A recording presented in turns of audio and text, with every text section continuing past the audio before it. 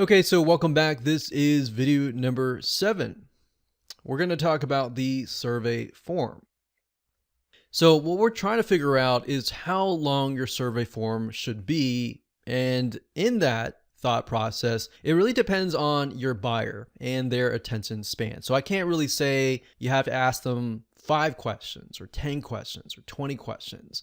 It really depends on your prospect and essentially their patience level. So in order to do that, you have to get an idea of their typical day. So that's why we did the exercise previously. So if you skip that, you're really not going to know how much time they have during their typical day. Now, if you go back and do that typical day exercise, it's going to reveal to you some things, and that will give you a better idea of, okay, their day is really, really busy.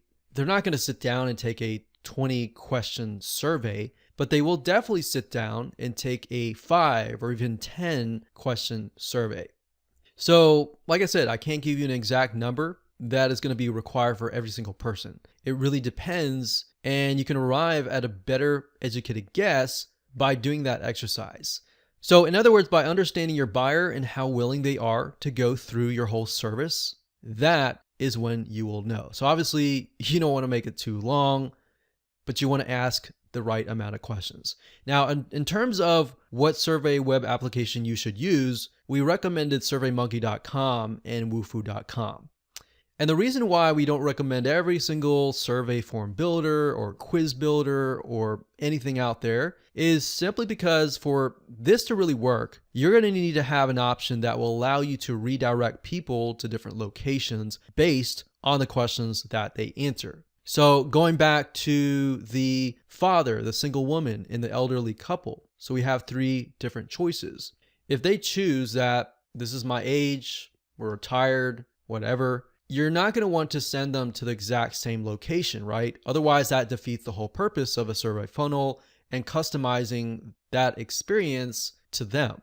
That's why not every single form builder or quiz builder is going to work. Now, what these are called are conditional rules.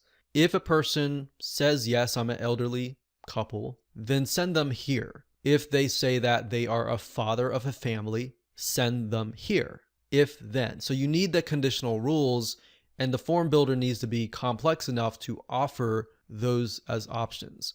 So going back to the security example, if the father is taking the survey and checks that, yes, we want to redirect them to a specific location.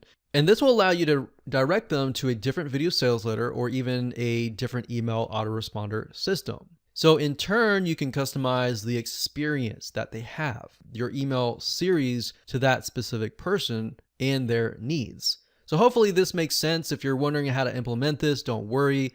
We're going to talk about that in the upcoming videos. What we definitely recommend Wufoo.com or SurveyMonkey.com. Wufoo.com, I believe it's a little bit cheaper. You can start out with the basics, but just make sure that the plan that you choose has those conditional rules. Now, if you want to start out with the cheapest plan first, and then as you discover those different buyers, then you can switch up. So whatever works for you, go ahead and do that now.